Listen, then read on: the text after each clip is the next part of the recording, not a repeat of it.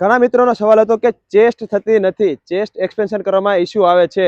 તો આ બે એક્સરસાઇઝ અને ત્રીજી એક એડવાન્સ ટીપ છે, એ તમે ફોલો કરશો એટલે તમારી ચેસ્ટ થઈ જશે. પહેલા તો તમારે નોર્મલ પુશઅપ કરવાના છે. First exercise normal push-up.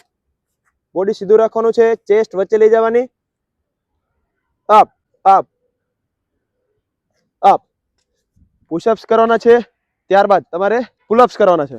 Pull-up ની અંદર બોડી આવી રીતે સીધું રાખવાનું છે. જેટલા પુલઅપ થાય એટલા ટ્રાય કરવાના. 1 2 3. જેટલી કેપેસિટી હોય એ કમ્પ્લીટ થઈ ગયા પછી તમારે હોલ્ડ કરવાના છે.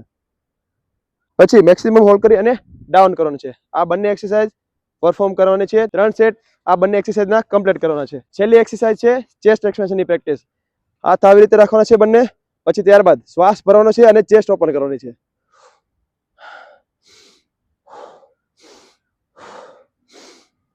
30 થી 40 ના એક્સપેન્શનના 3 સેટ કમ્પ્લીટ કરવાના છે.